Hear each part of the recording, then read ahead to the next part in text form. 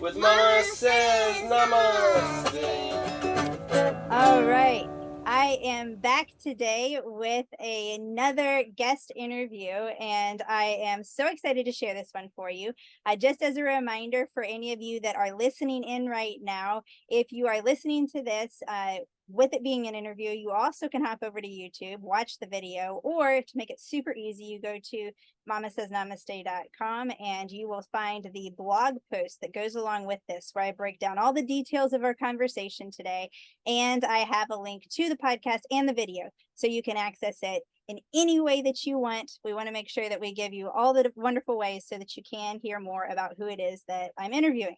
And today, even though I say interview, let's go ahead and scratch that because it's not an interview. I love to have conversations with somebody. So I've got a few questions, but I happen to be bringing on a dear friend of mine I have known since I was 15 years, actually 14 years old, because it's 14? her Yep. 15th birthday.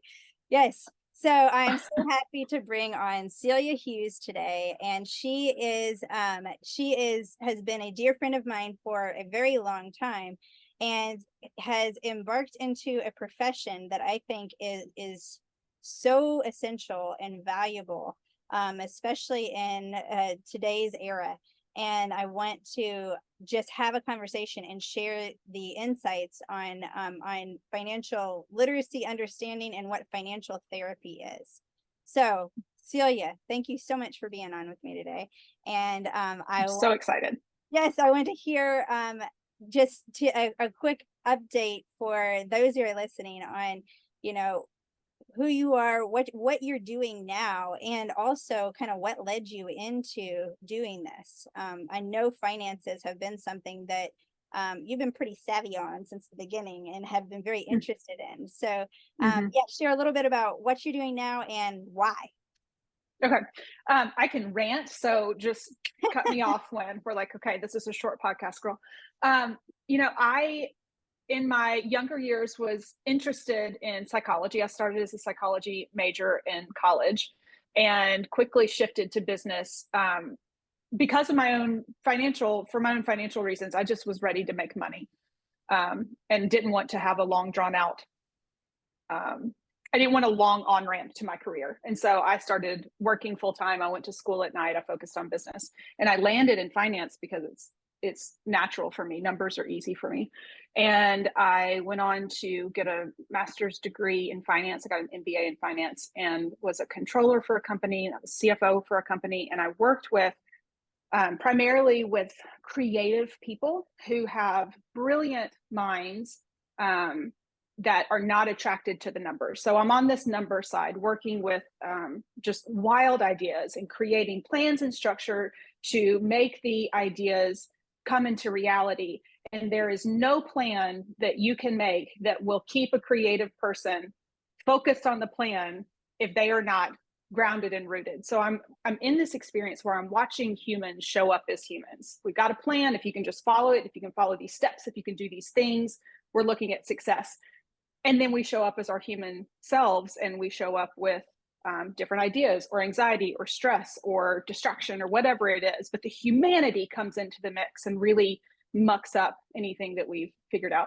And so I was at a point where I had kids and I was working, I was dealing with my own workaholic tendencies and had stepped back and was really doing more consulting and working with small businesses, working with women, working with creatives, folks who needed a financial person like me, but I couldn't get away from how hard the humanity aspect of finance is and how we're not addressing it because we keep coming at it from a numbers place and not from a human place.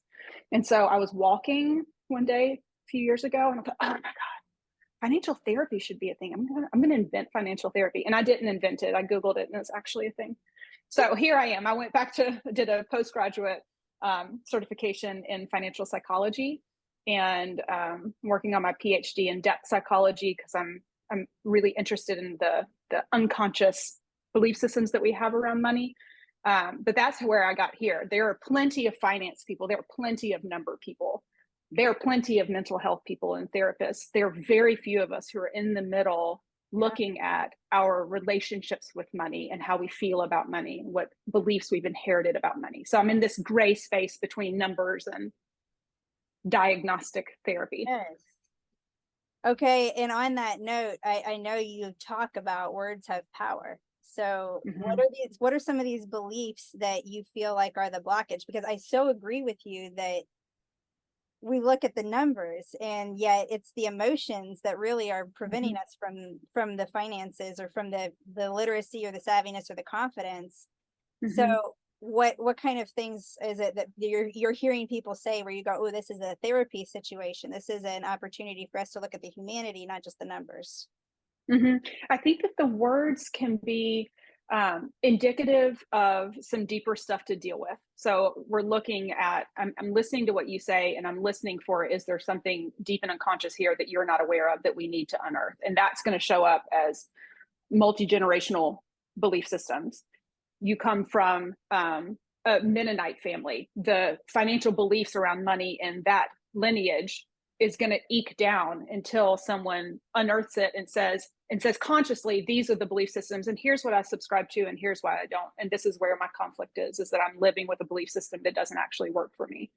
And then I'm also paying attention to the way that we talk about ourselves, because we can talk about ourselves in a way that doesn't allow for change. So if I come in, if a client comes in, if I come in and say, I'm bad at money, you're saying who you are. And a person who is bad at money makes bad decisions, makes decisions that are, and I don't want to label decisions as bad because I'm not black and white about decision making.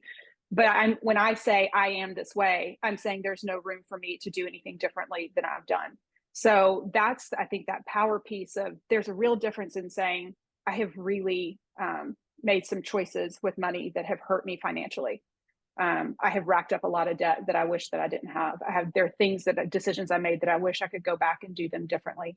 That's a totally different conversation with a different set of outcomes than, I'm bad at money, hands up, there's nothing I can do about this. So it's like that's almost more coaching than the therapy, but shifting the way that we talk about ourselves is really important.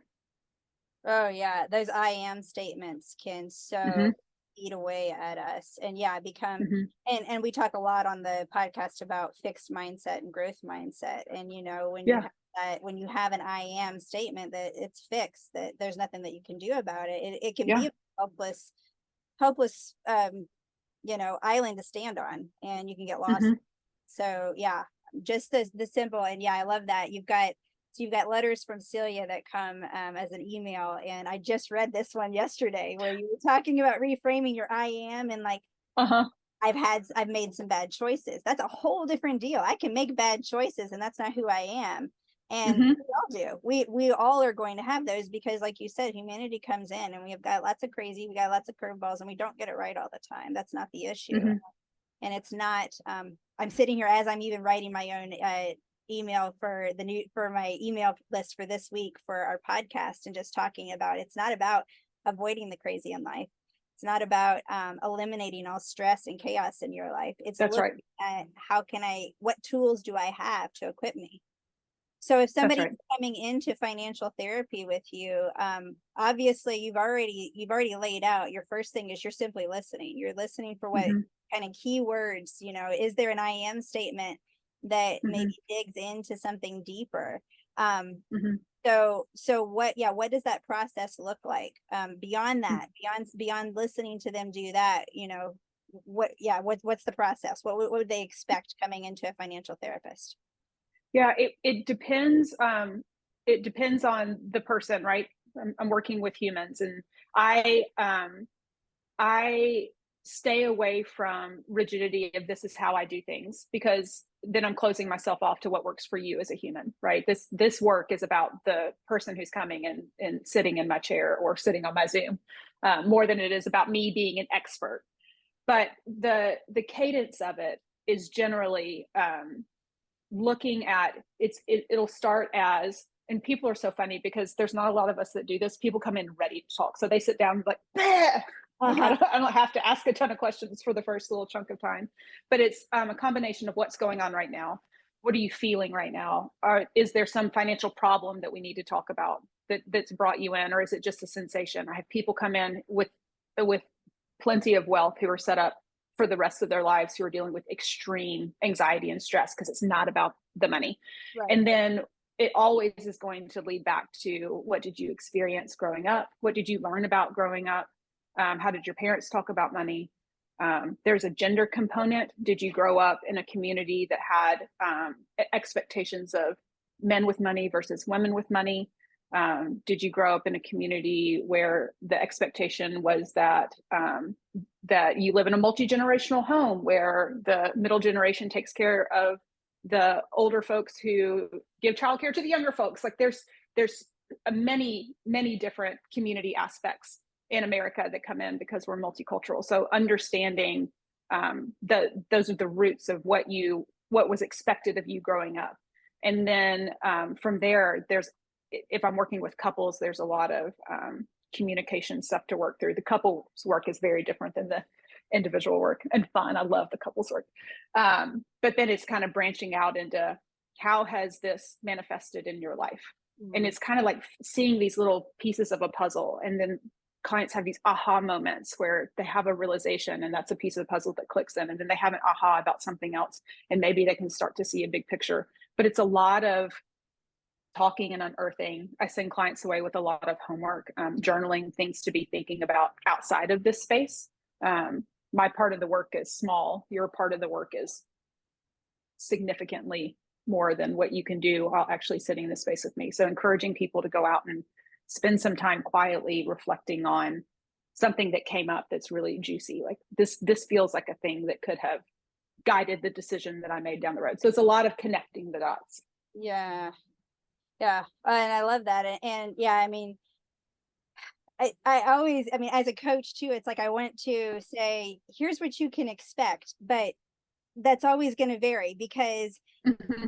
our goals, is helping them to create the life they dream of. And where I'm looking mm-hmm. at how we can cultivate and create starting from now moving forward, I definitely attest to the fact that often means we got to look back, and sometimes we got to really dig back a little bit to let go before we can mm-hmm. move forward.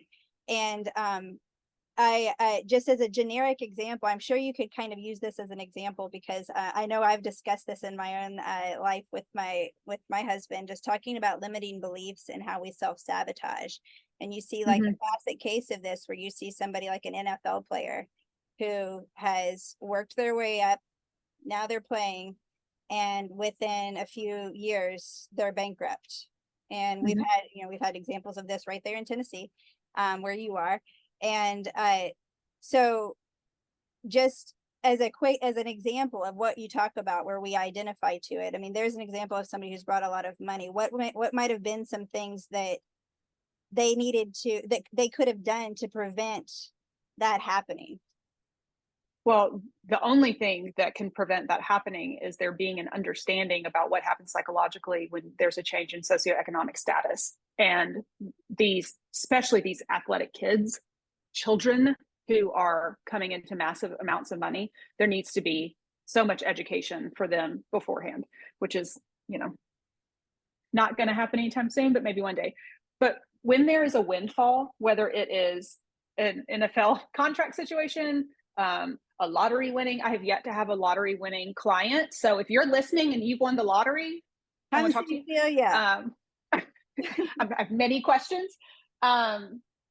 Insurance, settlements, inheritances, anytime someone gets a chunk of money that changes their socioeconomic status, that is an anxiety-ridden, stress-invoking time of their lives. And what I have seen is that when people come into money, it exacerbates whatever financial struggle they've had in their lives. So if you are a little bit of a spender and you get a lot of money, you're going to be either an enormous spender, or you're going to shut down and not be willing to spend a dime because you're so scared of losing it.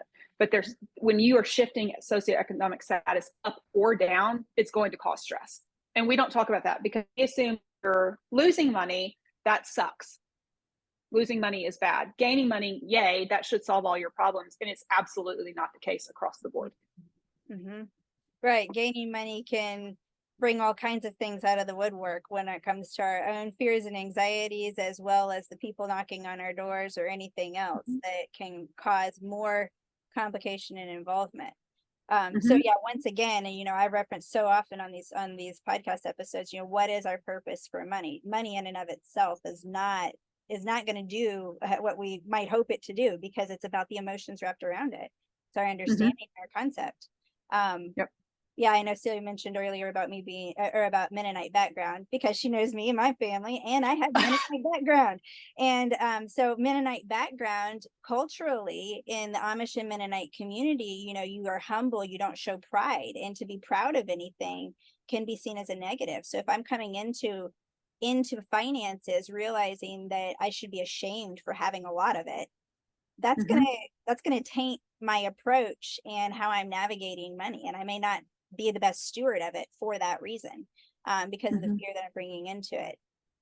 It's so powerful to look into what our emotions are around money and figure out how we can also just do checkpoints along the way. Um, Mhm. so what are some starting points? I mean, if somebody is listening and they're just kind of, I don't really know how to let go of where I'm at, but let's start. I'm not a Mhm. numbers person. I'm not good with money, and I'm really struggling because I'm also in survival mode right now. Mhm. What would be kind of some first steps, or where would you encourage them to start looking first? Okay, so we're talking about an emotional sense, and we're talking about a number sense. So this is a person who has some financial issues that they want to address. Something is not working financially, and they are hurting or afraid or whatever Just it it's is. not a I financial would. scare me, and I'm in survival mode. So what do I do? Mhm. So I would start with ignoring that financial piece.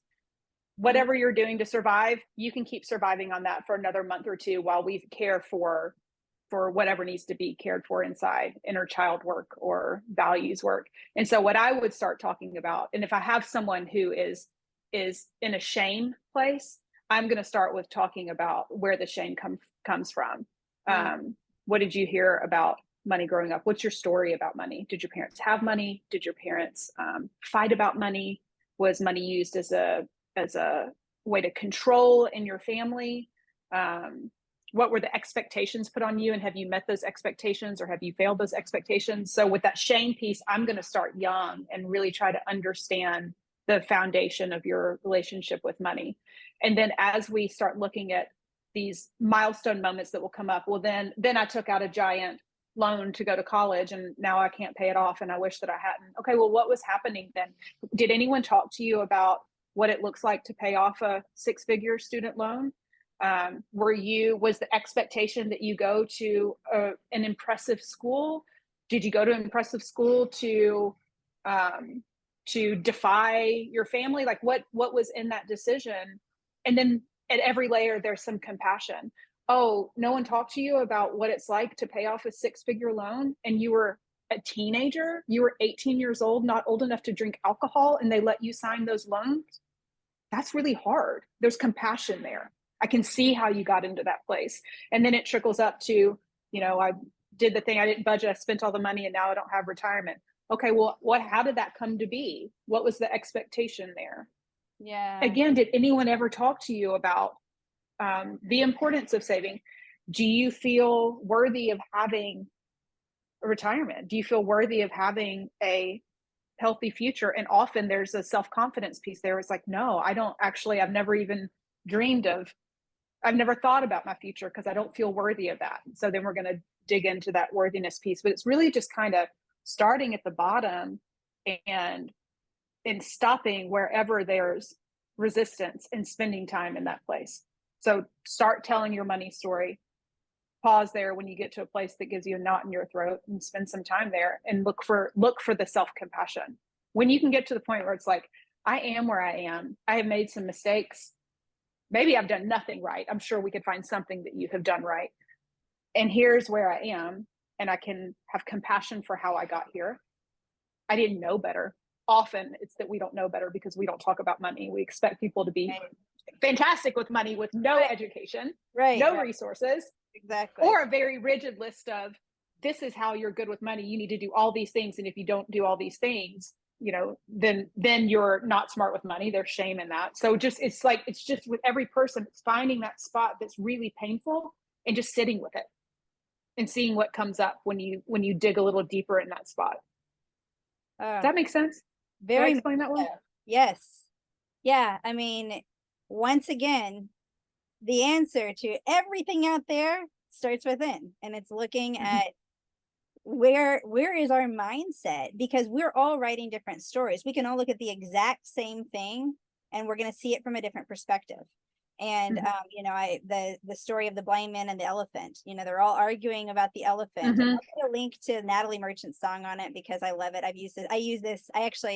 I reference this in my Discovering You course where I share it because it's such a great analogy of all these blind men holding onto a different part of the elephant and arguing. It's clearly a fan, it's clearly like a spear, it's clearly like all of these other things, but an elephant that nobody's actually seeing, but it's the different vantage points. And when we look at any of these external things like money and finances, or even health and wellness, we're still looking at what's the core here, what's one thing that is in my control, and where can I go from here? And that's our inner thoughts and our mindset and our perspective on it. And that right there, that's a great insight for just looking at anybody who's listening to this, who's feeling like they are struggling financially or struggling with their mindset around finances, is first looking at, where did that come from? And where can you go from here? And I personally, having come from understanding, like learning and having fear around money and then learning how to navigate money, exactly what you're talking about. It seems counterintuitive when somebody is stressed about money to throw money out the window and focus on their feelings. Yet when you do, by the time you get to the money, there's a whole different feeling about it.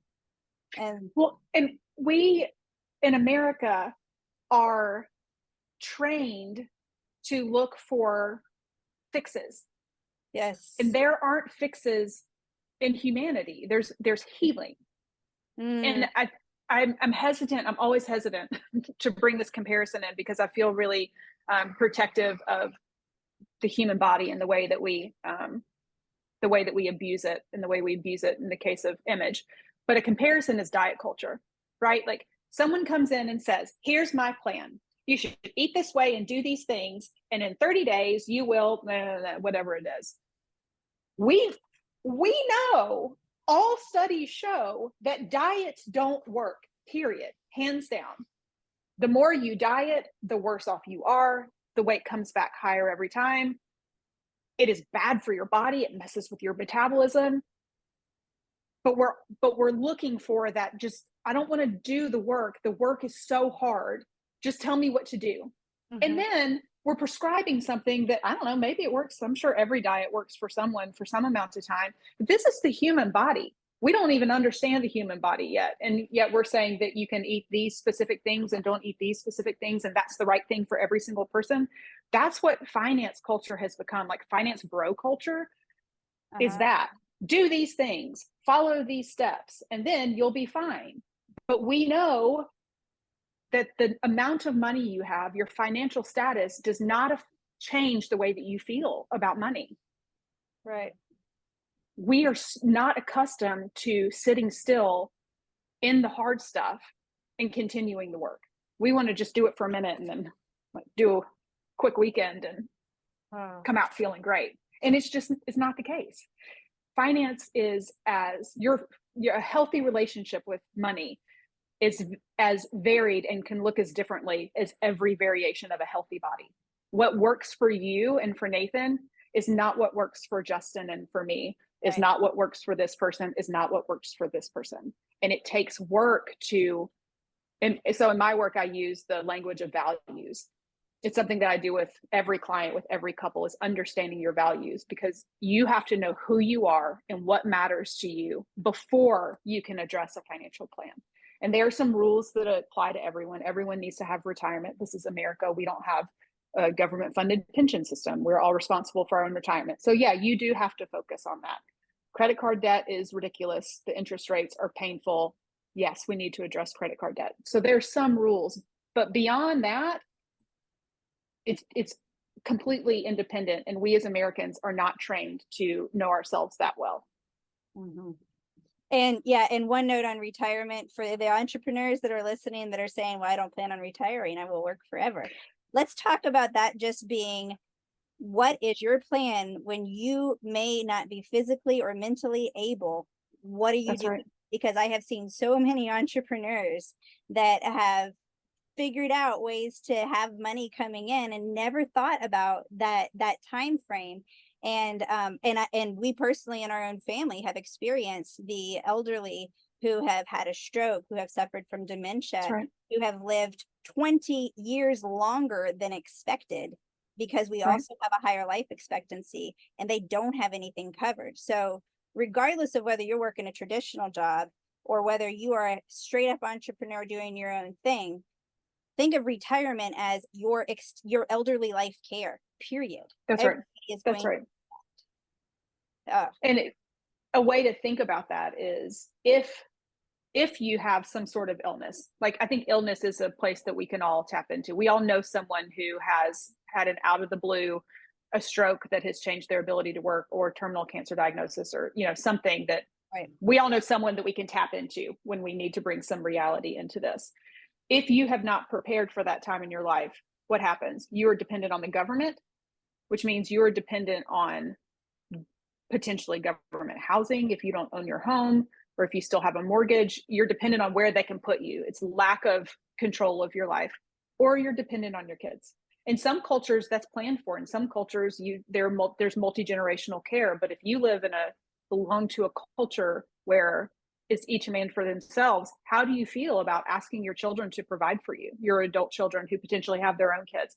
How would that feel to you? Like sit and imagine what it would be like to go to your kids and say, I thought I was going to work for the rest of my life and I can't. Can you help me pay my mortgage? Yeah. Or you can prepare for that day and your children will thank you. Yes. So much so. That's my personal preference. Well, and I have to say, yes, it seems like hard work to dig into all of this stuff. And oh my gosh, I mean, think of parenting in general. Which is harder work? Sitting with your child when they're screaming at you constantly, interrupting you, and trying to just have a conversation when you've got the child screaming next to you. Mm-hmm. You can take a week of boot camp of every single time that child does it, reminding the child that if they put their hand on your arm, and then I'm using this as a personal example because I did this in my household, you know, the child put the hand on my arm and simply wait. And so I respect them enough to acknowledge and give them time and not make them wait forever. They respect me enough to stay quiet and not scream at me when I'm talking to somebody else. Mm-hmm. That took a week of a pain in the butt for me. It took time for me having to interrupt and have awkward conversations with other people on, hey, I really need to just cut you off right now because I need to deal with what's right in front of me. It was hard, it was annoying, and it was a week that gave me a childhood of kids that I enjoyed being around, that I didn't dread when they walked in because I knew they weren't going to be screaming at me while I was going to have a conversation with someone else. Mm-hmm. So the hard work is fleeting compared to the payoff that you can get. And so when you look for the easy buttons, you got to double, check yourself on, what is this easy button really going to give me? Is it just prolonging the inevitable stress that I'm still having? You know, my easy button of what I'm going to do just to pay the bill this week. Yeah. You have a concept called life math. I love life math. What is life math? And yes. Share that. Yeah. So I believe that there are 3 pieces of financial health, and that is basic financial literacy, life math, and emotional honesty. The life math piece is the math that you need to do to be a well-functioning adult in this world. We in our school system, in our traditional school system, take kids through, depending on the path, I would say at least through algebra 2. And then if you're a math person or in honors courses, you're looking at trigonometry or pre-calculus or even calculus. In life, you need about 1 week of basic algebra to be a well-functioning adult. And so we have this stigma around math, and we put the stigma on kids when they are very young in school. You are either a math kid or you are not a math kid. I am a math kid, and I wore that as a badge of honor because there weren't a lot of this, and it was And treated I as was like, the arts kid, oh, and not the math kid. So I completely, yeah. yeah. And I'm like, I'm not a math person. I'm like, Oh, well, yeah. I am a math person. Yeah. Yeah. Let me tell you how much calculus I do in real life. I don't. I don't do any calculus ever. I do zero trigonometry, and I was so good at it. When you label a child that way, they carry it with them forever. And so you get into someone who is bad at math will look at numbers and be like, I'm not capable of this. I'm not capable of being good at money because I am not a math person. Almost everyone, short of an intellectual disability that prohibits it, can do addition and subtraction and can do basic multiplication and division. And that's all you need. It's really helpful to know how to do the function on your phone to find a sales tax percentage or a discount or something like that. That's all you need. And so life math is just changing the way that we think about whether or not we're good at math, and acknowledging that there is school math and there is some career math, and then there's just life math. And we can all do life math. So you can just be good at it. You can just own that you're good at math because you have all the math that you need to be a well-functioning adult. Oh, I love that. And I actually just this week watched a TED Talk with my family on and I'll share it in the blog that goes along with this, because it's on why it was an argument on why we don't need higher level math in school.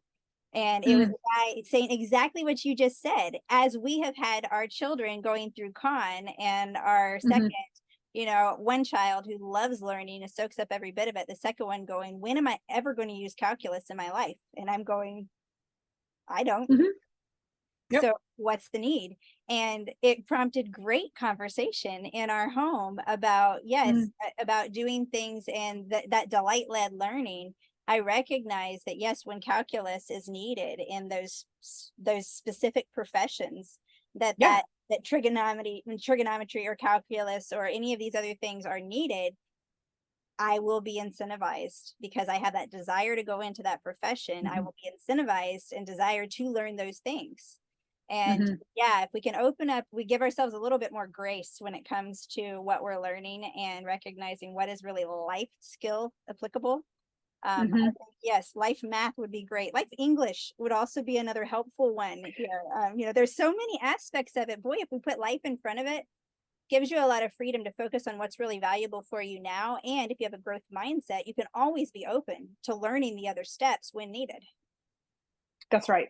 And I think it's the identity piece. Like, it's separating what you need to exist in this world safely, with autonomy, with independence, with healthy relationship, being able to communicate in a way that is effective. Like, that's life pieces. And then let the other stuff just be advanced learning in one area or the other, And I think I like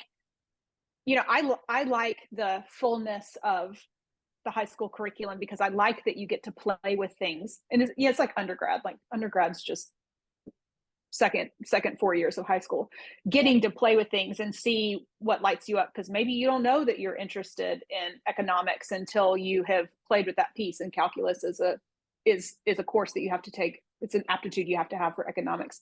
So I like the play and finding it. I just don't like the implications of not being great at something. Like, oh, that's so great. That's so true. It's the failure piece, Yes, because again, growth mindset isn't failure. It's not yet. I haven't learned it yet. There's always the yet opportunity. And so often, I feel like we can be trapped in the things we pass or fail in high school. Like, that's our only time to learn. Yet, it doesn't stop at 12th grade. It doesn't stop after high school or after college or master's or PhD. My goal is to raise lifelong learners and to be a lifelong learner. That means that door is always open. So if we give ourselves a little bit permission to not know everything, but we also do the hard work to gain confidence in those few things that are so valuable for our lives, how much will our lives be enriched? And that'd be a whole different shift. Oh, and also, how about we start celebrating not being great at things? Like, I was a good student, which is a useless skill set outside of when you are actually a student, but it's highly celebrated. So I had a lot of confidence in my academic ability for whatever it is, but also I keep going to school. So it is a little bit helpful for me, which is probably why I keep going to school, because I'm good at it. But my kids go to Waldorf school, and one of the subjects that they have in Waldorf school is handwork. So from kindergarten on, they are doing tactile handwork stuff. And my daughter was learning to knit in first grade, and they asked for parent volunteers to come to class because the class was big and they just needed more parents. And she said, the handwork teacher said, you don't have to know how to knit. I'll teach you. Like, we'll get together before, but just enough that you can help the kids. And I was like, cool. I want to know what my kids are learning, and they're learning different things than I did. So I tried to learn how to knit. I can't knit. I can't knit to save my life. It hurts my fingers. It looks stupid. I mean, and I keep attempting, and my children, who are both master knitters at this point, like roll their head back laughing at me when I try to, and it looks, I mean, it's horrible. And there's so much joy in it. Like, I can't do this. You guys can do, I cannot do this. And the laughter that comes with that failure is really important. Like, I'm trying to say it. It's so bad, Ashley. You can knit, can't you? No, I did. Okay. Do you crochet? Completely escaped me. No, that's completely Clara's thing. I have tried, but I have just, I've lacked the desire to push through, I think, to get to the point of knitting, maybe. But because it's hard. It is. And yes, it's also math. And that's exactly what it was, because I decided that for me, where I wanted to find joy was something that I could do with my hands that did not require much thinking with my brain, so I could listen to the constant dialogue going on in my household and be a part of it instead of shutting people out when I did a hobby. And I found that when I was crocheting or knitting or cross stitch, which I did, I was sitting there counting. Counting and so I stopped for that reason, and I found, the ones where it's all stamped on, I just do an easy embroidery, and it gives me my fun handwork without having to count and do everything. So yeah, but to your point though, celebrating when we aren't the greatest at something may also be opening the door to celebrate somebody else who is great. Like, you're able to say, oh my gosh, I could learn from you. You inspire me, and you're showing me something I haven't developed the skill set for in your kid. Yeah. How incredible is that? Again, it goes with my tagline that we'll be wrapping this up with: the uniqueness in each of us strengthens all of us. It's when we see that we can celebrate those strengths in other people, that we all can benefit from it. I am not the herpetologist that Clara is, and that my daughter Clara is, and I sure as heck don't know half of the biology and taxonomy and all of the Latin names for everything that she does. It's incredible. And I am not going to, and I don't feel the need to do that myself. I can celebrate that in her, and it reinforces my desire to have her in my life because of that positive connection of her skill adding to me without me having to do it myself. We can celebrate things we aren't good at, and recognize our easy button may simply be appreciating somebody else that does it well and bringing them into our lives. And I think that's a good statement also for why to have a financial therapist. Maybe you're not great at this, and instead of beating yourself up about it or forcing yourself to muscle through it alone, maybe you celebrate someone who thrives in the opportunity to help you see it in a different way. And you go and you get the support that you need to step out of that. Yeah. And I think, there aren't a lot of herpetologists. That's very specific. And there aren't a lot of financial therapists. The problem is that we're not all expected to know what Claire knows, right? Like, that's a unique interest of hers. It's a unique interest of my son Buster's. Like, that belongs to them, and that's great. However, we are all expected to be experts at finance without the exposure, without the education, without the cultural healing. And so that's the piece that's so tricky, is we celebrate some of these things as unique. And then this one, the lane that I'm in, there's so much shame and so much identity wrapped up in not being financially healthy and proficient, adding on that no one even knows what financial health means, So I think that's the place for financial therapy, is if you can't think about money without having a somatic reaction, if you get a lump in your throat, if you start sweating, if you want to run out of the room or stick your head in the ground, if you're in a relationship where you can't bring money into conversation without going into immediate conflict that's escalating, if you can't change your behavior, if you know that something is off and you just can't get to that shift, that's where you bring in someone in my field to help you understand and heal. And then the behavior just most of the time, the behavior happens after the healing. You heal, and then you have the incentive and the ability and the understanding to go forward in a different way. Yes. All right. So, in keeping this short and sweet, obviously there's so much here, and I am so thankful to have you on. I've been wanting to have you on for so long because I can talk all day long about money and everything else, and it still boils down to how you feel about it. And sometimes you've got to step outside of yourself in order to see what your blind spots are, and ask for help is a noble thing. It is not a weakness or giving up. It's investing in yourself, and it's investing in the life and the future that you want to create. All right. Any last words and how we can find you and learn more about financial therapy? And of course, I'm advocating out of all those little financial therapists out there, I vote Celia. I really have enjoyed learning about all of this, and you've been the person that's opened the door for me to even learn about it, because again, before you, I had not heard of a financial therapist. Thank you so much for having me on. I know we've been planning this for, I don't know, 2 years. 2 years we've been trying to get this on the books. Right. I'm so glad to talk to you about it. You can follow me on Instagram. I just, I post little pieces of information and encouragement, and with always a hair of absurdity. My Instagram handle is _Celia Roberts Hughes. And my website is CeliaRobertsHughes.com. You can go to my website and sign up for my email list to get on my the list for my weekly letters. I've got a couple new programs that I'm going to be rolling out in a few weeks. So if you want to get on the email list, you'll get information about those.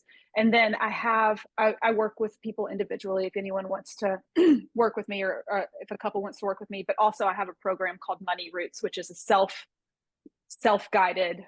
It's guided by me. It's a self-timed program. You can go on once a day and listen to I kind of go through all the topics that could cover. I go through cultural stuff and multi-generational stuff, and on through childhood and adulthood and retirement. So it's a way to do some of this work on your own with prompts, with information and prompts. And it's affordable and accessible to folks who aren't going to come in and work with me. So that's a nice way to just start thinking about your relationship with money in a guided way. Yeah. Those are the big ways to reach me. Yes. And when you sign up for your newsletter, you get like a 14-day series. Yeah.